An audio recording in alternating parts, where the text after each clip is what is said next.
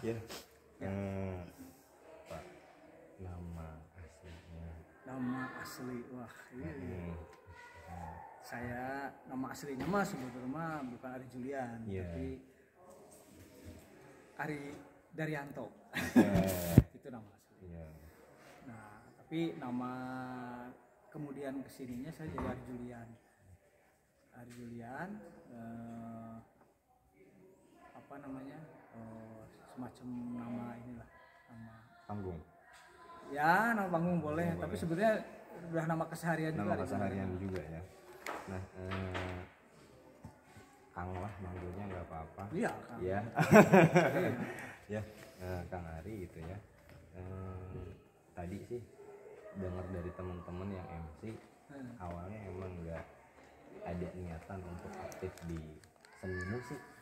Iya, ya, bukan cita-cita lah, bukan sebenarnya cita-cita. Awalnya berarti berprosesnya di mana? Bandung waktu zaman ya dulu kan saya ngambil di Bandung, kemudian ya dari awal itu ya sebenarnya senang segala macam, musik, rupa dan segala macam. Cuma waktu itu musik tidak menjadi prioritas lah. Tapi senang main musik itu ya. Tapi sejak umur senang musik? Saya udah bisa main gitar tuh SD kelas 6. Udah bisa main ya, gitar. Main gitar, udah bisa nyanyi. Malah saya ngarang lagu dari SMP. Dari SMP. Ngarang lagu. Tapi cuma tetap dari dulu itu sebenarnya targetnya saya pengen jadi pelupa gitu. Pengen jadi pelupa. Tapi ketika kenyataannya jalannya tidak ke situ dan tidak sengaja ketika kuliah pun juga musik itu menjadi mata pencaharian, jadi jadi profesi sampai sekarang. Kuliah dulu Saya dulu kuliah di Universitas Pasundan. Unpad ya, ambil jurusan hukum. Oke. Cuma akhirnya jadi mahasiswa abadi lah. Jadi lebih aktifnya di cinta alamnya, di mapak alam. Iya. Jadi lulusnya menjadi cinta alam bukan sebagai sarjana hukum. Jadi sama kayak saya. Sama. Iya kan, mahasiswa abadi. Nah, kenapa sih memilih Lombok? Padahal kan kalau misalnya kita berbicara Bandung ya. Orang-orang Banten teh gitu. Seurna ngumpul di Bandung prosesnya gitu. Betul. Kenapa alasannya? Ya sebetulnya mah itu perjalanan aja sih. Artinya dulu juga nggak pernah ngangkat saya mau pindah ke Lombok karena ini kan kebetulan hanya persoalan persoalan perjalanan hidup aja. Artinya waktu itu kebetulan istri saya memang kerja di Bandung dulu. Saya nikah di Bandung, kerja di Bandung. Orang Bandung juga istri. Cuma ketika istri dapat peluang kerjaannya ke Lombok, ya akhirnya saya juga ya udah kita bangun hijrah aja ke Lombok. Dari situ karena di saat itu memang saya merasa kita perlu keluar dari Bandung gitu. Dan saat ketika berproses di Bandung, sempat nggak ada seseorang tokoh gitu yang mempengaruhi Kang Ari dalam berproses, entah mungkin eranya kayak Iwan Firjawan Listanto Iwan Fals, atau mungkin Doel Sumbang, aktor-aktor atau perupa yang lain lah yang menjadi idola Kang Ari sebagai pemicu. Sebenarnya justru pemicu saya tuh nggak sengaja kalau di musik itu, makanya kenapa besok juga saya di Bandung itu saya akan kembali ke masa lalu. Saya mencoba, saya harus mengakui bahwa satu sosok yang membuat saya akhirnya semangat untuk bermusik itu sebetulnya justru bukan orang dari Bandung. Sebenarnya saya penggemar fanatiknya John Denver gitu. John Denver. Ya, yang ngarang lagu Living on Jet Plane, Country Road gitu kan. Dulu dari situ mulainya. Tapi kemudian ketika di masa itu ya saya berangkat dari musik country gitu waktu di Bandung. Jadi karena di saat saya masih kuliah itu sekitar SMA sampai kuliah itu lagi marak-maraknya memang, kalau sekarang misalnya ngetren musik musik rock lah misalnya. Kalau zaman itu tuh rock ada, tapi di kampus-kampus itu lagi ngetren juga musik. Kiki Rizkan mana? Jadi saya kalau disebut berangkatnya ya berangkat dari musik folk, musik country itu. Mencoba konsisten untuk di dunia musik itu mulai dari Bandung atau ketika di Lombok di Lombok terus lah. Udah, saya di Bandung itu sudah profesi. Oh, udah profesi itu musik Jadi itu? saya ketika pindah ke Lombok itu hanya mengalihkan tempat aja saya. Sebenarnya ketika saya pindah ke Lombok pun aktivitas tetap malah makin sering juga saya ke Bandung, ke bahkan ke kota-kota lain, saya ke Jogja, ke Papua, ke mana, ke Eropa.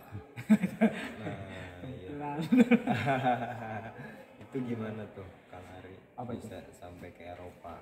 Ya sebetulnya ada apa namanya, faktor apa gitu? sebetulnya itu sih apa ya, sebenarnya bukan hal yang istimewa sebetulnya, tapi cuma kadang itu akan menjadi istimewa kalau kita memang tahu bagaimana mengaktualkan itu gitu ya. Jadi artinya ketika nggak sengaja saya memang udah berangkat dari, kalau zaman dulu disebutnya pergerakan indie lah. Ya, oke. Ketika indie. Nah, akhirnya kalau indie kan segala kita harus dibuat bergerak sendiri sendiri. Jadi semakin kreatif aja kita bikin konsep-konsep sendiri, terus bikin manajemen dan infrastrukturnya lah. Misalkan kayak saya tahun 2000 itu kan saya berinisiasi bikin namanya Tour Gerilya. Makanya itu yang saya lakukan sampai sekarang ini ketika mampir ke sini kan dalam rangka Tour Gerilya. Tour Gerilya itu tour yang saya buat setiap 2 tahun sekali dari sejak tahun 2000. Nah sekarang ini udah Tour Gerilya ke-12. Yang ke-12. Dan setiap itu punya judul.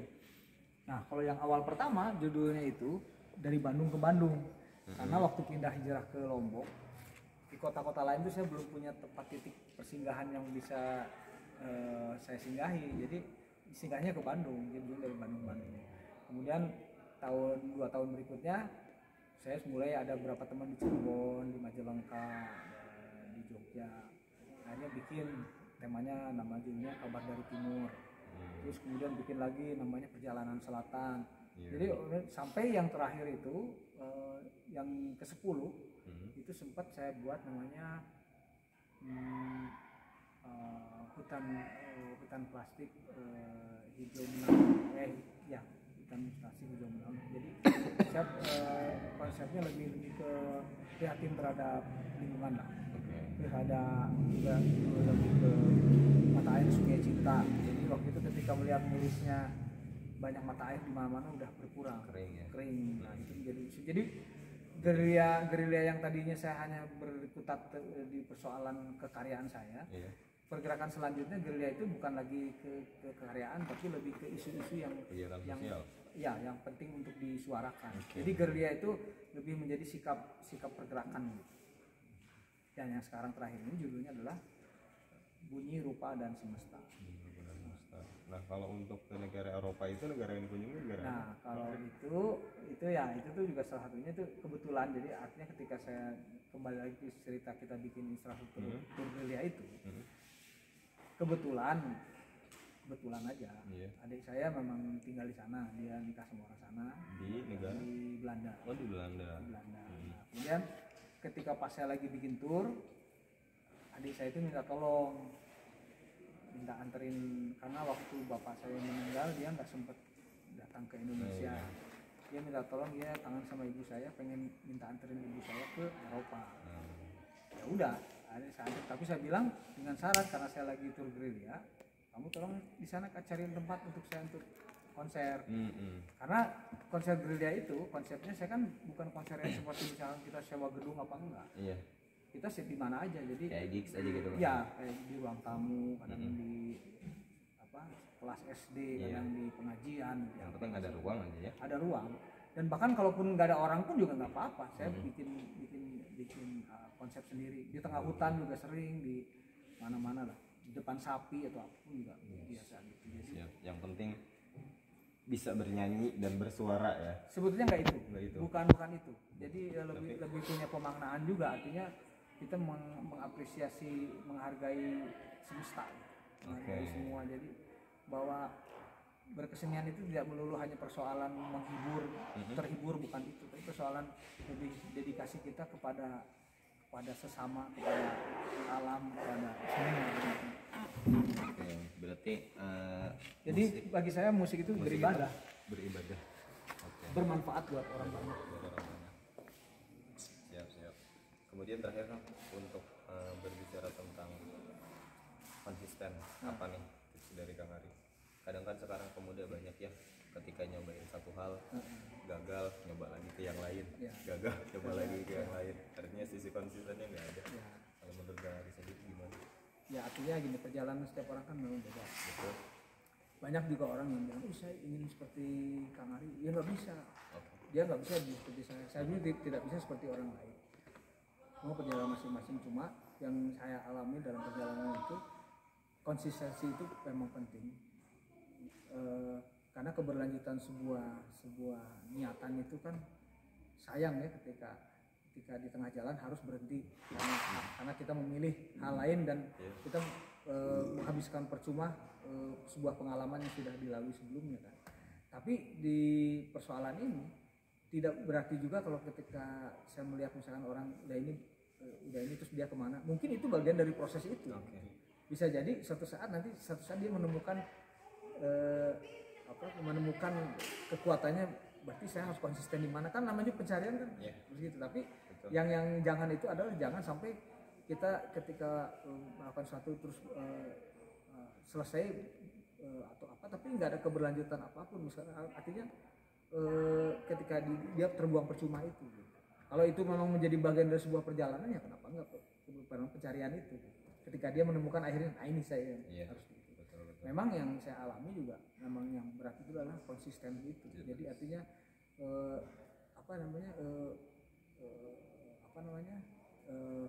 terus mempertahankan sebuah keberlanjutan. Kan di tengah jalan itu ada rasanya jenuh gitu. Itu yang bahaya itu. Tapi paling tidak kalau saya sih melihatnya ketika kita sudah pada akhirnya menemukan sebuah perjalanan yang itu bisa dijadikan sebuah patokan bahwa kita sudah punya karya atau jam terbang ya.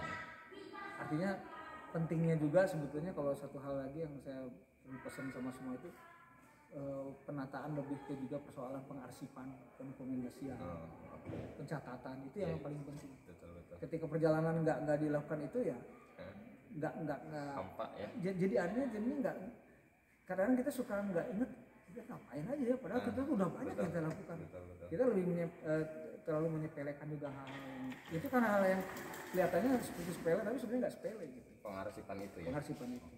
Siap. Kang Ari hatur nuhun Sami-sami. sudah mau berbagi nanti di proses sama saya. Silakan. Selamat menulis. Pokoknya jangan putus menulis.